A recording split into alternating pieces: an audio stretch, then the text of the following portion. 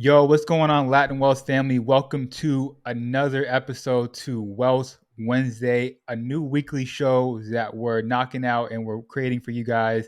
Basically, this show is going to be about trending topic, relevant information. And I think this is episode 4, I believe. So if you guys have not tapped into our previous episode, definitely go check it out. Yeah, we talk about what's going on in the world, right? What's, from the baking situation to Latinos making headlines. We want to talk about it on here and give you guys our perspective from our community, right? We're still going to be pushing out the Friday interviews and doing those as well. We just wanted to create another show called Wealth Wednesday in addition to Fridays and give you guys this relevant quality information. With that being said, my co-host for Wealth Wednesday, Jeremiah, what's up, bro? How you feeling? I'm doing phenomenal, bro. I'm always happy to be here. I love the opportunity that we get a chance, and I love what you said. Relevant information that's relevant, internationally or globally, and then relevant information to us as Latinos. So, super excited to be here again today, man. Let's get it going. Yeah, absolutely. I'm excited to be here as well. It's funny. I just got back from a trip to Japan, and I was talking about it with some of the fellas yesterday, some of our friends yesterday, and it was a phenomenal trip just to go out there and experience a different culture, a different environment from the United States. And I was kind of sharing with you guys. First off, the time difference is crazy. I think from Central Time, they're like 14 hours ahead of us, so just adjusting to that. But also, just being out there in an environment that you don't know much about and you kind of have a hard time getting around. It's almost a beautiful thing about that because it's there's a journey in that, right? Definitely a journey in exploring and getting around. But yeah, Japan was amazing. Just got back a couple of days ago. Still, my wife and I are still recovering, but definitely a phenomenal trip. Man, it just seemed like while you were gone, you were lucky enough to get some stuff on Instagram. We saw some beautiful pictures. A lot of the culture, just phenomenal, beautiful culture with Japan, right? Very ancient culture. And so you saw a lot of different murals, a lot of different statues and Hmm. everything. And their culture just seemed so beautiful. And Hmm. what I really liked was what you told me. You're like, hey, bro, they're actually super inviting. Could you, Hmm. so like, Hmm. tell me a little bit about that? Because in our minds, I think what we think is like, if we go over to Asia, they won't, we stick out or something like that. But you said they were super inviting, super helpful. Yeah, I think if I can describe, and I don't want to be disrespectful to anybody's culture, but when I think of Japan and coming back from this time from Japan, the one word I think of is respect, right? They not only do they respect their elders, they Mm. respect their environment. You go to Japan, it's extremely clean.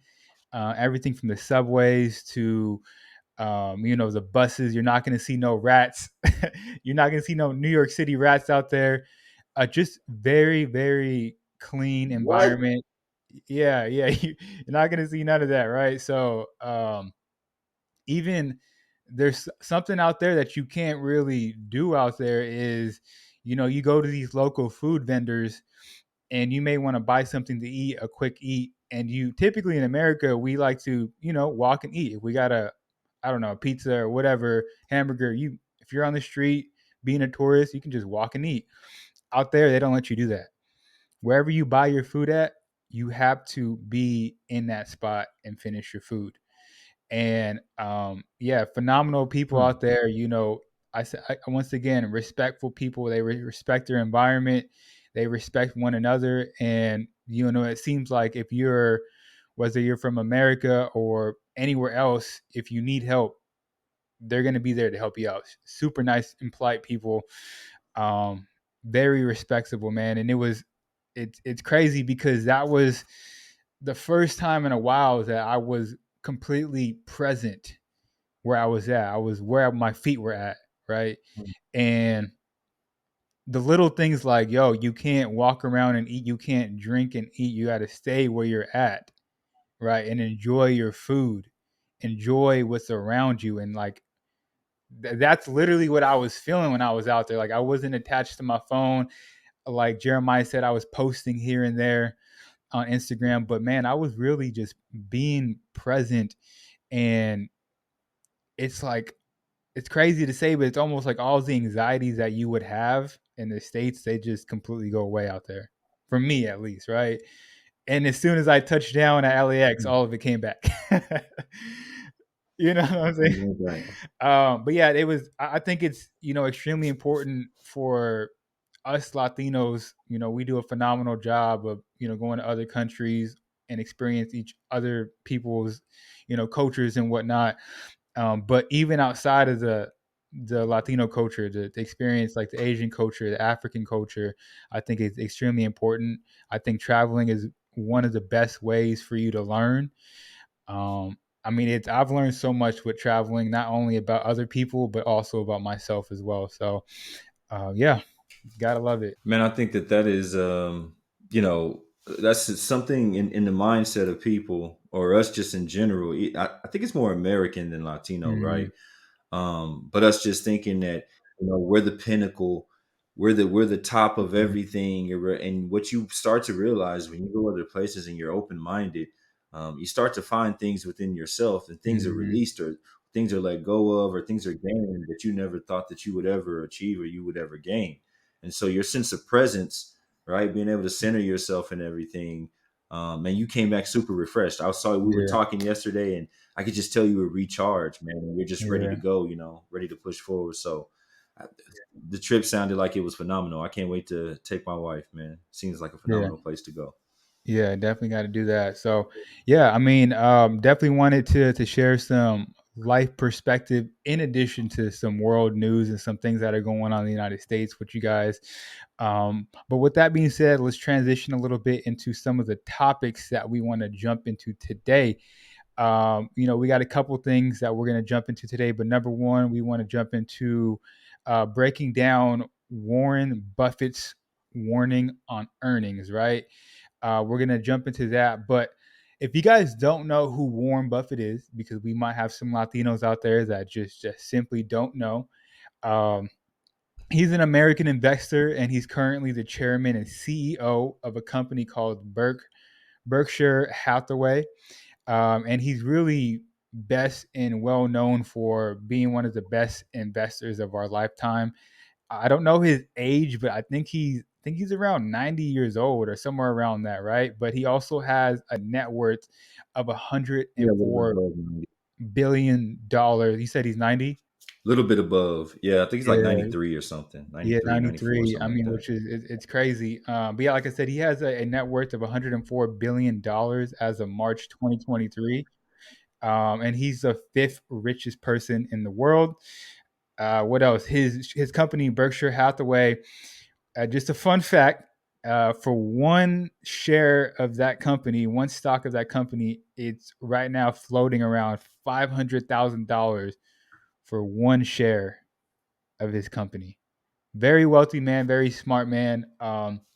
We can learn a lot from him, so that's why we want to break down this article and jump into it. And also, fun fact: I think he's got like this crazy diet where he eats like McDonald's every day or something, or that's all he eats, or something crazy like that. Man, it's Yeah. yeah. Yeah. I mean, it's working out. So, with that being said, his company Berkshire Hathaway, they had an annual shareholder meeting on Saturday, and this is what Buffett said. He said, "In the general economy, the feedback we got is perhaps the majority of businesses out there will actually report lower earnings this year than last year." And he basically said some of that can be contributed to the supply chain issues, can be a huge factor, right? So if you guys obviously remember in the pandemic when spending was up, people were getting what is it? I'm blanking out. The stimulus checks. They're getting their stimulus checks and whatnot. Um, people were spending a lot more money. And during that time, with some of the supply chain issues and some of the things being shut down, people were not receiving their products. And what companies were doing is they were buying excess inventory, and that added up over time, and now they sit on all that excess inventory, which he's he's predicting that a lot of those companies are going to have to go on sales that they've never done before. I guess for consumers it's good, but yeah, I mean that's kind of what's going on. He announced a couple different things within that meeting, and he has that yearly shareholder meeting with his company. But yeah, I mean Jeremiah, I'd love to know your thoughts and opinion on that.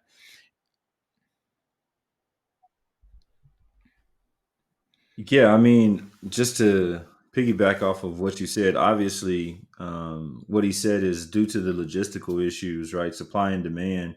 A lot of companies were backed up, and so they started getting their stock, and everything that they had in their inventory came in late, right? So those people are going to have to, like you said, do a short sale on a lot of their inventory, the raw materials and stuff that's creating. Because Berkshire Hathaway is, Jesus, they're involved in over, I think it was like 27,000 companies or something, like Yeah. something crazy, right? And so they have their hand in everything. And I think that's more of what Mm-hmm. he's getting people to understand. Instead of just looking at clearly at the earnings sheet, think about what happened during the pandemic and think about everything that was occurring. So have that in mind when you're looking at stuff, and just understand that, as you move forward, we're looking to improve. And I think he was given a sense of instead of fear mongering like a lot of different companies. I Mm-hmm. think Warren Buffett Mm-hmm. was given a sense of somewhat, you know optimism, right? He was calming people Mm-hmm. down and just like, hey, this is going to happen, but we're going to move forward, and then we're going to be better for it. No, absolutely, and I love that because you don't often see, CEOs and owners of companies coming out and saying like, "Yo, we might come in a little lower than usual," but from in my perspective, it's like as long as you're over communicating what's going on, people are going to continue to trust you and trust what you have to say. I was just gonna say a lot of CEOs and higher C-suite people, they don't communicate any issues or things that are going on to the shareholders, and so you get fears, and that causes drop in the price of stock of shares and everything. So I think with him being open and being honest, that keeps the company strong and everybody's united. Yeah. Yeah, absolutely, absolutely. So, like I said, definitely something to look out for. Great article. Also, wanted to while we're talking about Warren Buffett, he's written a lot of different books. A lot of people go to him for information about investing and whatnot. I wanted to give our favorite investing tip from Warren Buffett, something that we like, something that he said in the past that, has stuck with us. I know Jeremiah has a couple of his books.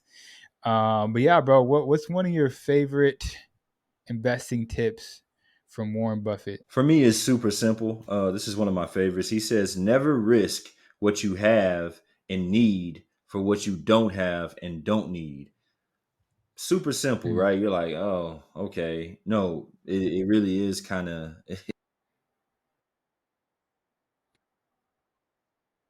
into an investment than what we should have, right? We don't quantify what our return is going to be or how long it's going to take to see that return. So we saying, hey, if you don't have it, mm-hmm, like if you can't do this 2 to 3 times over, then you shouldn't be investing mm-hmm, it. And you don't need mm, what you're trying to get from that investment either, right? Whereas you have something that you could go put that money into right now. You have the money to do that, and you need that presently. So I yeah, think that kind of gives a good mind state of how he looks at investing. He's deep into yeah. indexes, so that makes sense. No, absolutely. And I think mind is, his whole thing about not having emotions in business. He has a quote that says, I can't recall any time in history of business that we made an emotional decision. Buffett said, you don't want to be a no emotion person in all of your life, but you definitely want to be a no emotion person when making investments or business decision. I love that because no matter how many times we may pound that into people's minds and like tell them not to show your emotions when or not to have like emotion based thinking when investing, people still do it, right? People still feel that FOMO, that fear of missing out. People, um, what is it that when they get scared, that they start Mm. selling everything, right, just to get as much money back to break even or Yep. whatever the case is. But yeah, I mean, I love that. Being emotionless when in business and investing, and That's a tip from one of the world's greatest investors. Wizard of Wall Street, man. If you don't know Warren Buffett, you get a breakdown. But yeah, he's known as the Wizard of Wall Street. In that list you Mhm. gave of top five richest people, um, the only guy that actually built his off of pure equities, pure stock. Speaking of Wall Street, we've been on the past couple episodes, we've been talking about some of these banks that have been falling, these bank crises and whatnot. There was another article that recently came out that said many people are worried about the bank account safety. They're worried about their safety of their bank account, which rightfully so, right? There's a statistic that came out and said a total of, I think this statistic, by the way, is hilarious to me, but a total of 48% of US adults said they're concerned about their money, including 19% of them that said they are very concerned, 29% they said they're moderately concerned, and this was actually from a pool of people. It was about 1,000 adults. That's it. It was only 1,000 people, so it wasn't all of America. But nonetheless, it gives you perspective on how people are feeling about the banks and the failures of Silicon Valley Bank, Signature Bank, and the takeover of First Republic Bank as well. What are your thoughts about this? I mean, for myself, it's like you said, first and foremost, and then it depends on what demographic you even ask, like what part of the country, right? Because different people are going to have politically are going to have different thought processes. But um, honestly, I like the article because what it did is it broke down and gave what the FDIC is, right? How Yeah. much it covers of your money. The FDIC, right, is basically the insurance that you have, right, on your money when you deposit into the bank that you'll get it back. So it broke that Hmm. down, said, hey, you have up to $250,000 for a single owner person, right? That's all you got. But then it went deeper and it started Yep. breaking down, well, if you're married, and then there's different ownerships, there's other things. So I honestly love the article. My thought Hmm. process is, though, if this information is all laid out, um how deep do people go? Like, and the reason I'm saying that is because we can get to the information, Chris, but what I'm saying basically is do you think people just more believe what they put out on the news, like depending on what news you subscribe to? But do you think people just more believe that than dig deep and do their research, like in this article? 100%. I mean, I believe most people, they take whatever they read at face value. Whatever the first thing they read is, that's what they believe, right? And I mean, I think maybe we spoke about it on this on a previous episodes, but for us, like, we may see something on social media and we'll go fact check it. We'll go read multiple articles about that thing before we make any type of comment on it, right? And I think most people scroll on TikTok, scroll on Instagram. Although you can come across good information, you always have to do your own due diligence and see if what other opinion is out there, and dig a little deeper, as you're saying. Yeah, because I mean, like, even if I saw something and it said something in negative aspects, right, against a bank, and this article actually breaks down, and I like it because, and I like Yahoo Finance Yeah, because they're non-partial. They just yeah, give a clear, they're just clear in the middle, information. right? They just report from so far what I've seen, they just kind of report things as they are, which is you need a source like that. Hmm. But it breaks down even, the accounts that are covered by your insurance and the ones that aren't. And so you don't confuse it as a consumer. So if I did my research and my due diligence and I say, hey, well, I have this checking account and it's $175,000, you're covered, right? But then if I have this money market account, right, or this IRA through the bank, that's not covered. These investments aren't covered. So I know where the line is. Hmm. I know what's covered and what's not covered. And that's one of the greatest things about the article because it breaks down and it tells you, Yeah. there's things that are broken down in the ownership. Maybe you have a higher limit that you're covered because it's a joint bank account, right? So there's more Hmm. money, or maybe you're a small business. It speaks to that as well. Some different ways that small businesses utilize to kind of raise their allowable insured amount. Like all of this stuff isn't, but Chris, my biggest thing is we could talk about it, but how many people are going to dig in and read the information? Because, like you said, we take a lot of things at face value. We go TikTok or wherever. Yeah, absolutely. No, I love that. And so, yeah, phenomenal article. I love the fact, like you said, that they break down a lot of the information. So what we're gonna do is we're gonna link, both articles that we spoke about today. We have a couple more minutes. I think we can squeeze in one more topic real quick. But yeah, every article, every topic that we spoke about today, we're gonna link it in the description of this podcast so you can check it out yourself. With that being said, to lighten it up a little bit, I think this is something dope that came out. Footlocker, they tapped in with Nike vet Blanca Gonzalez to lead the WSS business, right? And so we'll jump into what all that is, right? They're basically banking on a new hire from Nike to fuel the growth at WSS chain. So if you guys don't know, Footlocker actually owns Champs. They own Kids Footlocker, obviously. They own Ladies Foot Locker, and they also own WSS. And if you're not familiar with WSS, it's a retail store that offers name brand sneakers at really a more affordable price. And let's just be honest, like you're typically gonna find these stores in the hood. You know what I'm saying? They're gonna have Nikes, Adidas there and whatnot, but they're just gonna be more affordable. So um, yeah, prior to joining Foot Locker, Gonzalez spent more than 19 years at Nike Inc. and was most recently serving as its VP of North America product merchandising. Now she'll bring her experience to WSS, a neighborhood centric retailer with locations throughout really the West Coast. I think there's a couple in Texas and a couple like on the East Coast as well, to have a deeper connection with the Latino community. And she's going to be serving as the SVP and the GM of this company. We definitely wanted to shed light on this because this is pretty big news. We're always talking about like, yo, we need more of us in higher ranking places. So hopefully she can, definitely bring her experience from Nike and, help grow that division at Foot Locker. Yeah, it's going to be something phenomenal because you bring in the international expertise of someone that was head of merchandising at Nike, Mhm. and of course Nike being the biggest shoe company in the world. So you bring that Mhm. expertise, and she has a heart, it seems, for her community because she said obviously choosing to be the head of WSS, like you said, it's more. They have a very very high propensity or demographic of people that come into their stores that are Latino.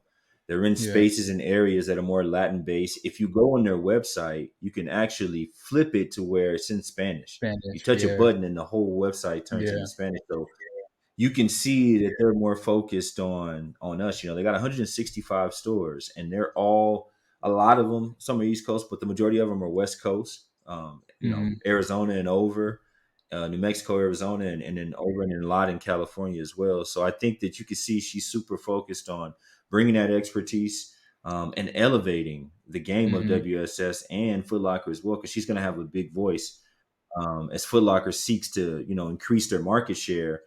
They said, well, what demographic are we not tapping into? What are we not really servicing? What are we not supplying? They're like, well, you're Mhm. not servicing the Latin market. And so they brought her in Mhm. to help, increase that market share and say, okay, we're going to capture that. And we're going to be more focused on client centric focus on the Latin market, as we look to do that. You can see companies starting to really focus more on the Latin market, because we do have a lot to offer and, there's a huge market share that's available. So should be interesting. No, 100%. And even to a step further, to talk about sneakers, I think I seen J Balvin, coming out with another Jordan collab. I mean, that's just again, they're paying attention to us.